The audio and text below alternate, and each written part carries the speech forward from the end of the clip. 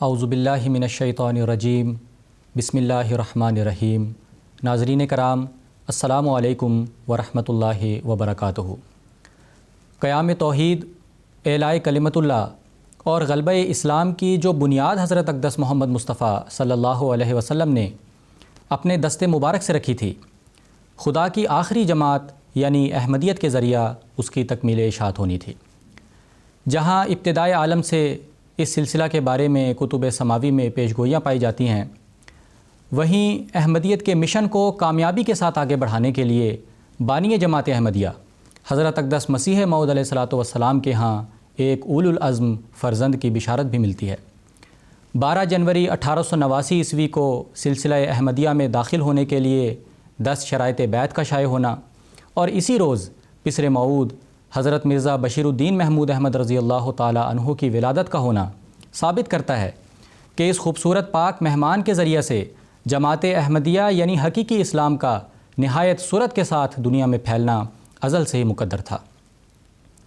ناظرین، حضرت مسیح موعود علیہ الصلوۃ والسلام کے وصال پرملال کے بعد 27 مئی 1908 عیسوی کو جماعت احمدیہ میں خلافت کا آغاز ہوا اور حضرت حکیم مولوی نور الدین صاحب رضی اللہ تعالیٰ عنہ بالاتفاق پہلے خلیفہ منتخب ہوئے۔ حضرت خلیفۃ المسیح الاول رضی اللہ تعالیٰ عنہ کی وفات کے بعد جماعت المؤمنین نے حضرت مرزا بشیر الدین محمود احمد رضی اللہ تعالیٰ عنہ کو خلیفۃ المسیح ثانی کے طور پر منتخب کیا اور آپ رضی اللہ تعالیٰ عنہ 52 سال تک منصب خلافت پر متمکن رہے۔ ناظرین، خلافت ثانیہ کے انتخاب کے تاریخی اور روح پرور واقعات پر ڈسکشن پروگرام لے کر ہم آپ کی خدمت میں حاضر ہیں۔ آج کے اس پروگرام میں میرے ساتھ شریک گفتگو ہوں گے محترم مولانا محمد حمید کوثر صاحب اور محترم مولانا منصور احمد مسرور صاحب۔ میں آپ ہر دو حضرات کا اس پروگرام میں خیر مقدم کرتا ہوں۔ پروگرام کا آغاز کرتے ہوئے میں سب سے پہلا سوال محترم مولانا محمد حمید کوثر صاحب سے یہ پوچھنا چاہتا ہوں کہ حضرت خلیفۃ المسیح الاول رضی اللہ تعالیٰ عنہ کی زندگی کے آخری ایام اور آپ کی وفات کے متعلق ہمارے ناظرین کو کچھ بتائیں۔ اللہ تعالیٰ نے سورہ نور میں ایک وعدہ فرمایا تھا، وعد اللہ الذین آمنوا منکم وعملوا الصالحات لیستخلفنہم فی الارض، کہ اللہ تعالیٰ وعدہ کرتا ہے ان لوگوں سے جو ایمان لائے اور اعمال صالحہ بجا لائے۔ اس کے نتیجے میں کیا ہوگا؟ لیستخلفنہم فی الارض، ان کو زمین میں خلیفہ بنا دے گا۔ یہ کام اللہ تعالیٰ نے خود کرنا تھا، لیکن یہ پیشگوئی نہیں تھی، یہ مشروط تھا کہ آپ ایک تو ایمان باللہ و ملائکہ، وہ تو ساری اپنی جگہ۔ دوسرا مفہوم اس کا یہ ہے کہ خلافت کے قیام، بقا، اس سے وابستگی کے ضمن میں ایک مومن کا ایمان مضبوط ہونا چاہیے اور اس کے مطابق اس کے عمل ہونے چاہیے، تو وہ خلافت سے وابستہ رہ بھی سکے گا اور اللہ تعالیٰ اس کے لیے خلافت کو ہمیشہ قائم اور دائم بھی رکھے گا۔ لیکن اگر کسی نے کوئی دوسری صورت اختیار کی، جس کا کہ قرآن مجید میں ذکر ہے، ابا واستکبرا، جس میں تکبر، انانیت، جب یہ رجحان ہوگا تو وہ اس سے نہ وابستہ رہ سکے گا، نہ اس کے لیے خلافت دائم رہ سکے گی، نہ باقی رہ سکے گی، وہ اس سے انفصال اختیار کر لے گا۔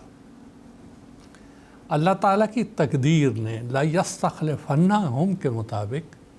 27 مئی 1908 کو حضرت مولانا نور الدین صاحب رضی اللہ تعالیٰ عنہ کو مومنین کی جماعت کے ذریعہ سے پہلا خلیفہ منتخب فرمایا، اور سیدنا حضرت محمد صلی اللہ علیہ وسلم کی زبان مبارک سے نکلے ہوئے یہ کلمات مبارکہ بڑے صفائی سے پورے ہوئے، ثم تکون خلافت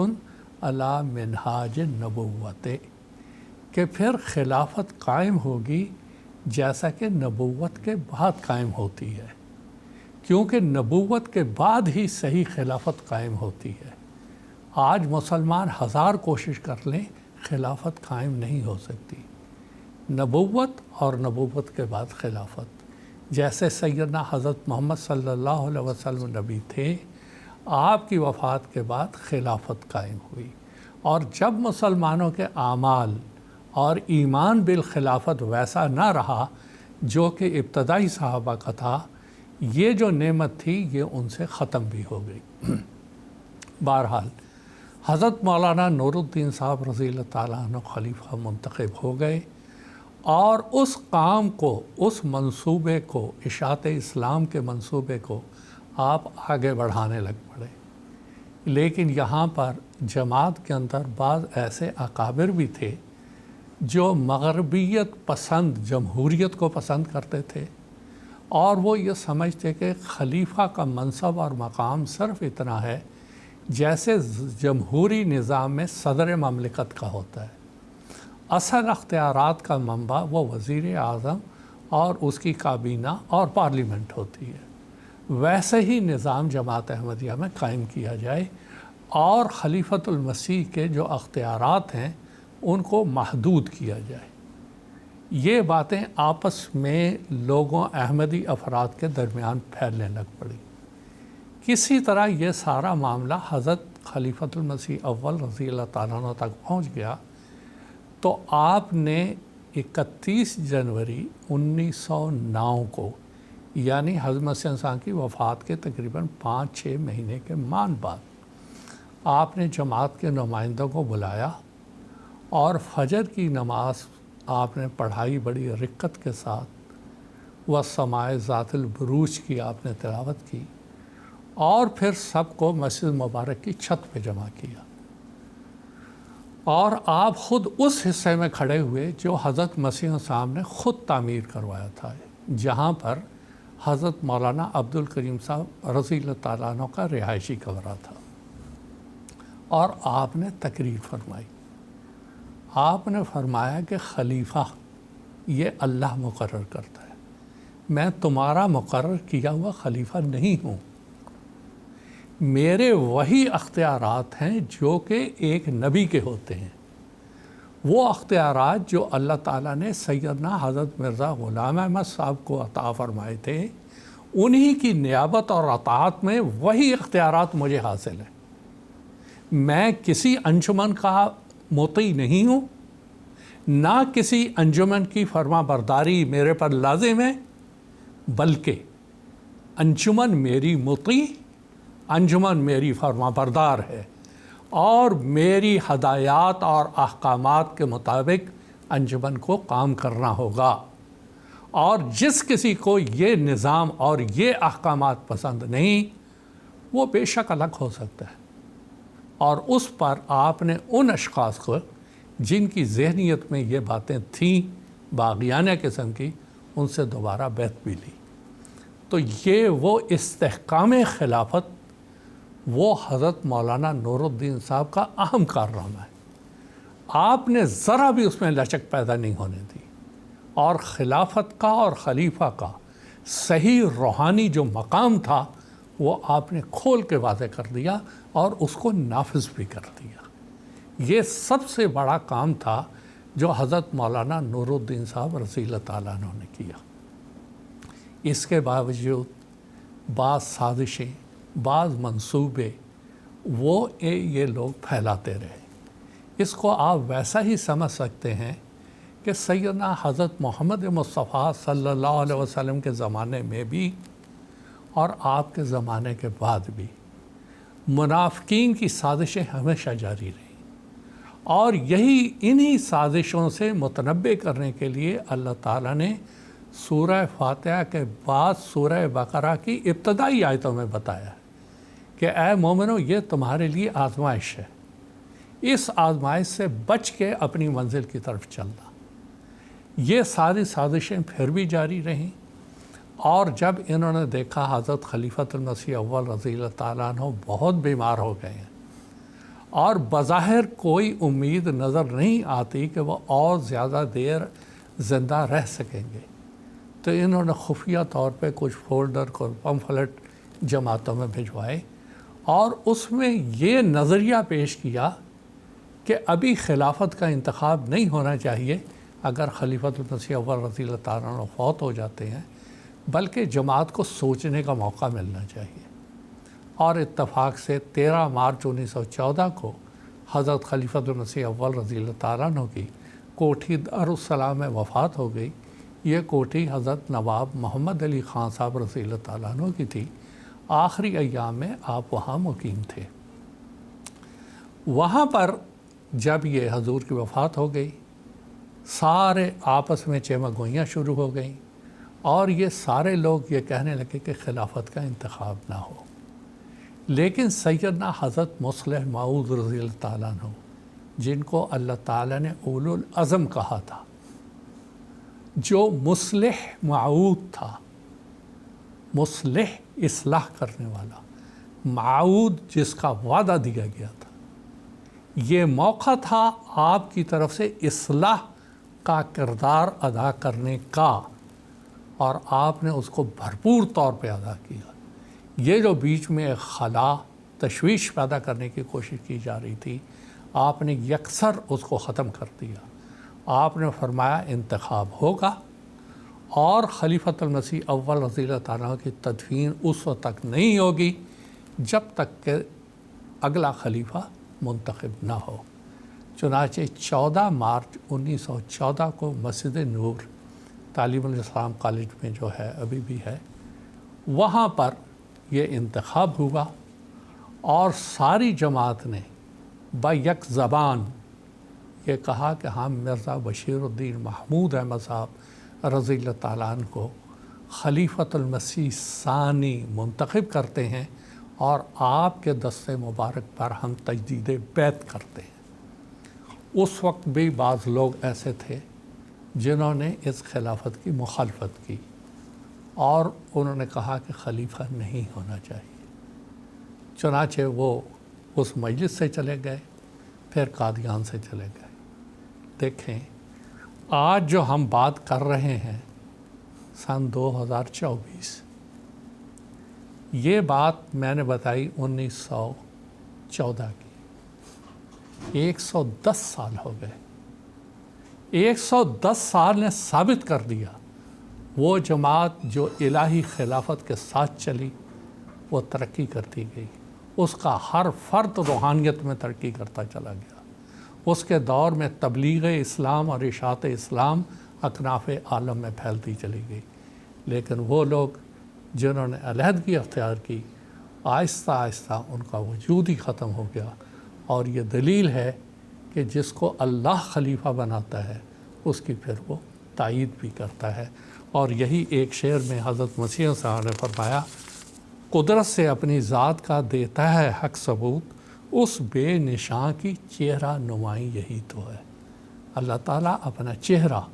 وہ خلافت قدرت ثانیہ کے ذریعہ سے ظاہر کرتا ہے، کرتا رہا اور اب بھی کر رہا ہے، اور قیامت تک کرتا چلا جائے گا انشاءاللہ تعالیٰ۔ جزاکم اللہ تعالیٰ حسن الجزا۔ ناظرین، حضرت خلیفۃ المسیح الاول رضی اللہ تعالیٰ عنہ کی وفات جس مکان میں ہوئی، اس کی ایک مختصر ویڈیو آپ کی خدمت میں پیش ہے۔ ناظرین کرام، اس وقت ہم حضرت نواب محمد علی خان صاحب رضی اللہ تعالیٰ عنہ اور حضرت نواب مبارکہ بیگم صاحبہ رضی اللہ تعالیٰ عنہا کے مکان کوٹھی دارالسلام کے باہر کھڑے ہیں۔ اس مکان کی بہت سی تاریخی خصوصیات اور امتیازات ہیں، جس میں سے ایک اہم یہ ہے کہ حضرت خلیفۃ المسیح الاول رضی اللہ تعالیٰ عنہ نے اپنی زندگی کے آخری ایام اس کوٹھی میں گزارے۔ حضرت خلیفۃ المسیح الاول رضی اللہ تعالیٰ عنہ اپنی خلافت کے آخری ایام میں بیمار ہو گئے تھے، اور ڈاکٹروں کے مشورہ سے آپ آب و ہوا کی تبدیلی کے لیے شہر سے باہر نواب محمد علی خان صاحب رضی اللہ تعالیٰ عنہ کی اس کوٹھی میں تشریف لے آئے، اور آپ کی زندگی کے آخری ایام اس کوٹھی کے سامنے والے کمرے میں گزرے۔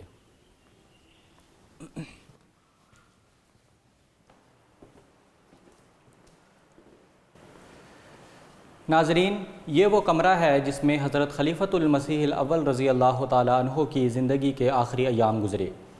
آپ اس کمرے میں مختلف جگہ پر قیام فرما رہے، لیکن آخری وقت میں آپ کا جو بیڈ تھا وہ اس طرف تھا، مغرب کی طرف آپ کا سرہانہ تھا، جو احباب جماعت آپ سے ملنے کے لیے تشریف لاتے تھے وہ یہیں پر بیٹھا کرتے تھے۔ 13 مارچ 1914 عیسوی کو بروز جمعہ تقریباً 2:30 بجے کے قریب حضرت خلیفۃ المسیح الاول رضی اللہ تعالیٰ عنہ نے اپنی زندگی کے آخری سانس اس کمرے میں لیے۔ پروگرام کو آگے بڑھاتے ہیں۔ اب میں اس پروگرام کا دوسرا سوال محترم مولانا منصور احمد مسرور صاحب سے یہ پوچھنا چاہتا ہوں کہ خلافت ثانیہ کا انتخاب کس طرح عمل میں لایا گیا، اور خلیفہ منتخب ہونے کے بعد حضرت خلیفۃ المسیح ثانی رضی اللہ تعالیٰ عنہ کا پیغام کیا تھا؟ اس تعلق سے ناظرین کو کچھ بتائیں۔ اس تعلق میں عرض ہے کہ مولوی محمد علی صاحب اور ان کا گروہ یعنی منکرین خلافت جب کسی بھی طرح بہت سمجھانے کے باوجود اور ہر طرح سے منانے کے باوجود انتخاب خلافت پر راضی نہ ہوئے تو حضرت خلیفۃ المسیح الاول رضی اللہ عنہ کی وفات کے اگلے روز یعنی 14 مارچ بروز ہفتہ قادیان دارالامان میں موجود احمدی احباب عصر کی نماز کے بعد مسجد نور میں جمع ہوئے تاکہ وہ خلافت ثانیہ کے انتخاب میں حصہ لے سکیں اور اپنا خلیفہ ثانی چن سکیں۔ حضرت نواب محمد علی خان صاحب رضی اللہ عنہ جو کہ ایک جید صحابی تھے اور حضرت مسیح موعود علیہ الصلاۃ والسلام کی دامادی کا شرف آپ کو حاصل تھا، اس لحاظ سے جماعت میں آپ کا ایک ممتاز مقام اور مرتبہ تھا۔ آپ نے سب سے پہلے حضرت خلیفۃ المسیح الاول رضی اللہ عنہ کی وہ وصیت پڑھ کر سنائی جس وصیت میں کہ حضور نے جماعت کو ایک ہاتھ پر جمع رہنے اور متحد رہنے کی تاکید فرمائی تھی اور وصیت کی تھی۔ اس کے بعد مولانا سید محمد احسن صاحب امروہی کھڑے ہوئے اور آپ نے خلافت کی اہمیت اور برکات پر ایک تقریر کی، اور تقریر کے بعد آپ نے فرمایا کہ میری رائے یہ ہے کہ ہمیں حضرت مرزا بشیر الدین محمود احمد صاحب کے ہاتھ پر بیعت کر لینا چاہیے کیونکہ وہی اس مقام اور منصب کے سب سے زیادہ اہل نظر آتے ہیں۔ تو آپ کا یہ کہنا تھا کہ چاروں طرف سے آواز آنے لگی ہاں ہاں حضرت میاں صاحب، حضرت میاں صاحب،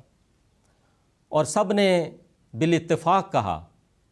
کہ ہمیں یہ تجویز جو ہے دل و جان کے ساتھ منظور ہے۔ اس مجلس میں مولوی محمد علی صاحب بھی موجود تھے اور وہ حاضرین سے کچھ کہنا چاہتے تھے۔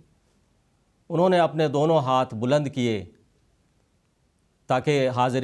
جو حاضرین ہیں ان کی توجہ کو اپنی طرف کھینچ سکیں اور کچھ کہہ سکیں، تو اتنے میں سید میر حامد شاہ صاحب رضی اللہ عنہ کھڑے ہوئے اور کہا کہ پہلے میں کچھ کہنا چاہتا ہوں۔ اس پر مولوی محمد علی صاحب نے کہا کہ پہلے میں کہوں گا۔ اس طرح دونوں کی آپس میں کچھ تکرار ہو گئی کہ پہلے میں کہوں گا۔ اتنے میں شیخ یعقوب علی صاحب عرفانی رضی اللہ عنہ کھڑے ہوئے اور فرمایا کہ یہ قیمتی وقت ہمیں اس طرح بحث و تکرار میں اور لڑائی جھگڑے میں ضائع نہیں کرنا چاہیے، اور حضور رضی اللہ عنہ کی طرف مخاطب کر کے فرمایا کہ ہمارے آقا آپ ہماری بیعت قبول فرمائیں۔ اس پر حاضرین نے بے اختیار یہ لبیک لبیک کہا اور حضور رضی اللہ عنہ کی طرف بڑھنے لگے تاکہ آپ کی بیعت کریں۔ حضرت خلیفۃ المسیح الرابع رحمہ اللہ تعالی جو کہ سوانح فضل عمر کی پہلی 2 جلدوں کے مصنف ہیں، انہوں نے لکھا ہے کہ یہ نظارہ اور لوگوں کا جوش و خروش ایسا تھا کہ کسی دیکھنے والے کو کبھی بھول نہیں سکتا۔ چاروں طرف سے یہ آواز آ رہی تھی کہ حضور ہماری بیعت قبول فرمائے، حضور ہماری بیعت قبول فرمائے۔ حضور تو اپنا نام سن کر ایک فکر کی حالت میں تھے، عالم تفکر میں تھے۔ معاً عرض کیا کہ فرمایا کہ مجھے تو بیعت کے الفاظ بھی یاد نہیں۔ تو سید محمد سرور شاہ صاحب رضی اللہ عنہ نے کہا کہ میں بیعت کے الفاظ بولتا جاتا ہوں، آپ اسے دہرائیں اور بیعت لیں۔ پھر جب لوگوں کا اصرار بہت بڑھ گیا تو پھر بیعت لی آپ نے۔ بیعت کے الفاظ کا سننا تھا کہ مجلس میں خاموشی چھا گئی اور ایک سناٹا چھا گیا، اور لوگوں نے اپنی پگڑیاں پھیلا کر اور ایک دوسرے کی پیٹھ پر ہاتھ رکھ کر بیعت کے الفاظ دہرائے، اور پھر اس طرح حضرت مسیح موعود علیہ الصلوۃ والسلام کی یہ پیشگوئی ایک بار پھر بڑی شان کے ساتھ پوری ہوئی کہ میں خدا کی ایک مجسم قدرت ہوں، اور میرے بعد بعض اور وجود ہوں گے جو دوسری قدرت کا مظہر ہوں گے۔ بیعت کے بعد لمبی دعا ہوئی، اور دعا کے بعد حضرت خلیفۃ المسیح الثانی رضی اللہ عنہ نے ایک روح پرور تقریر فرمائی۔ اس تقریر کے ذریعہ سے لوگوں میں ایک طرح سکینت نازل ہوئی، جو غم زدہ اور مغموم دل تھے ان کو راحت نصیب ہوئی۔ سوال کا دوسرا حصہ یہ تھا کہ خلیفہ بننے کے بعد حضور کا پہلا پیغام کیا تھا؟ تو حضور کا پہلا پیغام یہی تقریر تھی۔ یہ تقریر جو حضور نے فرمائی، یہی جماعت کے نام آپ کی طرف سے پہلا پیغام تھا۔ تقریر کا خلاصہ یہ ہے کہ سب سے پہلے حضور نے اسلام کے کچھ بنیادی عقائد کا تذکرہ فرمایا، پھر اس کے بعد احباب جماعت کو نصیحت فرمائی۔ تقریر کا خلاصہ یہ ہے، آپ نے فرمایا کہ میرا یقین ہے اور کامل یقین ہے کہ اللہ ایک ہے اور اس کا کوئی شریک نہیں، اور پھر فرمایا کہ حضرت صلی اللہ علیہ وسلم اللہ کے رسول ہیں اور خاتم النبیین ہیں، اور آپ کے بعد کوئی ایسا شخص نہیں آ سکتا جو آپ کی لائی ہوئی شریعت کا ایک شوشہ بھی بدل سکے۔ اور فرمایا کہ آپ کی یعنی حضرت صلی اللہ علیہ وسلم کی وہ اعلیٰ اور عرفہ شان ہے کہ آپ کی غلامی میں داخل ہونے کے بعد اور آپ کی پوری اطاعت و فرمانبرداری کے نتیجہ میں ایک شخص نبی کے مقام اور مرتبہ کو پا سکتا ہے، اور یہ صرف آپ کی ہی شان ہے اور آپ کا ہی مقام و مرتبہ ہے، کسی اور نبی کو یہ مقام اور مرتبہ حاصل نہیں۔ اور پھر فرمایا کہ قرآن مجید وہ پیاری کتاب ہے جو اللہ تعالیٰ کی طرف سے حضرت صلی اللہ علیہ وسلم پر نازل ہوئی، اور یہ خاتم الکتب ہے اور خاتم شریعت ہے۔ اور حضرت مسیح موعود علیہ الصلوۃ والسلام کے متعلق فرمایا کہ آپ وہ نبی اور امام ہیں جن کی خبر بخاری اور مسلم میں ہے، اور حضرت صلی اللہ علیہ وسلم کے صحابہ رضوان اللہ علیہم اجمعین کے متعلق فرمایا کہ ان کے اعمال کی اقتداء کرو، کیونکہ وہ حضرت صلی اللہ علیہ وسلم کی دعاؤں اور آپ کی کامل تربیت کا نمونہ تھے۔ پھر آپ نے یہ فرمایا کہ حضرت صلی اللہ علیہ وسلم کے بعد، آپ کی وفات کے بعد خلافت راشدہ کا قیام عمل میں آیا۔ صحابہ نے جو پہلا اجماع تھا اسلم کی وفات کے بعد، وہ خلافت پر تھا، اور یہ خلافت جب تک رہی اسلام ترقی پر ترقی کرتا رہا، اور جب خلافت ملوکیت میں بدل گئی تو پھر اسلام تنزل کی طرف جاتا رہا، اور فرمایا کہ آج اسلام کی وہ حالت ہے جو آپ دیکھ رہے ہیں۔ اور فرمایا کہ حضرت مسیح موعود علیہ الصلوۃ والسلام کی وفات کے بعد بھی خلافت راشدہ کا قیام عمل میں آیا، اور حضرت مولانا حکیم نور الدین رضی اللہ عنہ پہلے خلیفہ منتخب ہوئے۔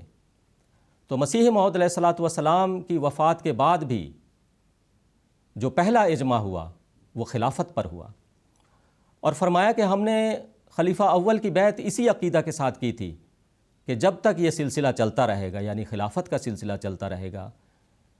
اسلام مادی اور روحانی طور پر ترقی کرتا رہے گا۔ اور پھر اس کے بعد آپ نے احباب جماعت کو نصیحت فرمائی کہ اب جو یہ بوجھ تم نے مجھ پر ڈالا ہے اور یہ ذمہ داری مجھ پر ڈالی ہے، تو اس میں میری مدد کرو، اور وہ مدد اسی طرح ہوگی کہ اللہ تعالیٰ سے اس کا فضل مانگو اور میری اطاعت و فرمانبرداری کرو۔ اور آپ نے فرمایا کہ تم نے جو مجھ سے تعلق باندھا ہے اس تعلق کو وفاداری کے ساتھ نبھاؤ۔ اور پھر آپ نے بار بار یہ نصیحت فرمائی مختلف انداز سے، مختلف جہت سے، کہ امر معروف میں میری اطاعت کرنا اور میری خلاف ورزی نہ کرنا۔ تو آپ نے بار بار یہ نصیحت فرمائی کہ خلافت کی اطاعت و فرمانبرداری جو ہے یہ سب سے اہم چیز ہے، تم عہد شکن نہ کہلانا، اطاعت و فرمانبرداری کرنا۔ جب تم اس طرح کرو گے تو انشاءاللہ اللہ تعالیٰ کا فضل ہماری دستگیری کرے گا، اور یہ اسلام جو ہے ترقی کرتا چلا جائے گا۔ اور پھر آپ نے فرمایا کہ تم مجھے دعاؤں میں یاد رکھو، میں بھی تمہیں دعاؤں میں یاد رکھوں گا۔ فرمایا کہ میں پہلے بھی کبھی میں نے کوئی ایسی دعا نہیں کی کہ میں نے افراد جماعت کو یاد نہ کیا ہو، لیکن اب میں اور زیادہ آپ لوگوں کے لیے دعا کروں گا۔ تقریر ختم کرنے کے بعد حضور نے مسجد نور کے قریب تعلیم الاسلام ہائی اسکول کے شمالی میدان میں حضرت خلیفۃ المسیح الاول رضی اللہ عنہ کی نماز جنازہ پڑھائی۔ تقریباً 2500 افراد تھے، 2500 اشک بار آنکھوں کے ساتھ اور مخلصین کے ساتھ آپ نے خلیفہ اول کی نماز جنازہ پڑھائی۔ پھر احباب آپ کی نعش مبارک کو لے کر بہشتی مقبرہ کی طرف روانہ ہوئے اور حضرت مسیح موعود علیہ الصلاۃ والسلام کے پہلو میں آپ کی تدفین عمل میں آئی۔ جزاکم اللہ تعالیٰ احسن الجزاء۔ ناظرین، اس عنوان کے متعلق تاریخ کو بہتر رنگ میں سمجھنے کے لیے ہم نے ان تاریخی مقامات پر بعض ریکارڈنگز بھی کی ہیں، آئیے مشاہدہ فرماتے ہیں۔ مسجد نور، یہ وہ مسجد ہے جہاں پر خلافت ثانیہ کا انتخاب عمل میں آیا۔ مسجد نور میں خلافت ثانیہ کے انتخاب کی وجہ یہ تھی کہ حضرت خلیفۃ المسیح الاول رضی اللہ تعالیٰ عنہ اپنی خلافت کے آخری ایام میں جب کہ آپ بیمار تھے، ڈاکٹروں کے مشورہ سے آب و ہوا کی تبدیلی کے لیے شہر سے باہر نواب محمد علی خان صاحب کی کوٹھی میں، جو کہ یہاں سے قریب ہی ہے، تشریف لے آئے تھے۔ 13 مارچ 1914 عیسوی کو حضرت نواب محمد علی خان صاحب کی کوٹھی میں ہی بروز جمعہ آپ کی وفات ہوئی، اور اگلے دن یعنی 14 مارچ 1914 عیسوی کو اسی جگہ مسجد نور میں 2000 سے زائد احمدیوں نے حضرت مرزا بشیر الدین محمود احمد رضی اللہ تعالیٰ عنہ کو حضرت مسیح موعود علیہ الصلاۃ والسلام کا دوسرا خلیفہ منتخب فرمایا۔ مسجد نور کے قریب ہی وہ بلڈنگ ہے جو ان دنوں تعلیم الاسلام ہائی اسکول ہوا کرتا تھا۔ اس بلڈنگ کے شمالی میدان میں 2000 سے زائد احمدیوں نے حضرت مرزا بشیر الدین محمود احمد رضی اللہ تعالیٰ عنہ کی قیادت میں حضرت خلیفۃ المسیح الاول رضی اللہ تعالیٰ عنہ کی نماز جنازہ ادا کی۔ اس کے بعد خدام حضرت خلیفۃ المسیح الاول رضی اللہ تعالیٰ عنہ کی نعش مبارک کو لے کر بہشتی مقبرہ پہنچے، جہاں حضرت مسیح موعود علیہ الصلاۃ والسلام کے پہلو میں آپ کی تدفین عمل میں آئی۔ حضرت مسیح موعود علیہ الصلاۃ والسلام اپنی جماعت کو نصیحت کرتے ہوئے فرماتے ہیں، میں خدا کی طرف سے قدرت کے رنگ میں ظاہر ہوا، اور میں خدا کی ایک مجسم قدرت ہوں، اور میرے بعد بعض اور وجود ہوں گے جو دوسری قدرت کا مظہر ہوں گے، سو تم خدا کی قدرت ثانی کے انتظار میں اکٹھے ہو کر دعا کرتے رہو، اور چاہیے کہ ہر ایک صالحین کی جماعت ہر ایک ملک میں اکٹھے ہو کر دعا میں لگے رہیں تا دوسری قدرت آسمان سے نازل ہو اور تمہیں دکھاوے کہ تمہارا خدا ایسا قادر خدا ہے۔ اپنی موت کو قریب سمجھو، تم نہیں جانتے کہ کس وقت وہ گھڑی آ جائے گی، اور چاہیے کہ جماعت کے بزرگ جو نفس پاک رکھتے ہیں میرے نام پر میرے بعد لوگوں سے بیعت لیں۔ خدا تعالیٰ چاہتا ہے کہ ان تمام روحوں کو جو زمین کی متفرق آبادیوں میں آباد ہیں، کیا یورپ اور کیا ایشیا، ان سب کو جو نیک فطرت رکھتے ہیں توحید کی طرف کھینچے اور اپنے بندوں کو دین واحد پر جمع کرے۔ یہی خدا تعالیٰ کا مقصد ہے جس کے لیے میں دنیا میں بھیجا گیا، سو تم اس مقصد کی پیروی کرو، مگر نرمی اور اخلاق اور دعاؤں پر زور دینے سے، اور جب تک کوئی خدا سے روح القدس پا کر کھڑا نہ ہو سب میرے بعد مل کر کام کرو۔ ناظرین، اسی کے ساتھ پروگرام کا وقت اختتام کو پہنچتا ہے، اجازت دیجیے، السلام علیکم ورحمۃ اللہ وبرکاتہ۔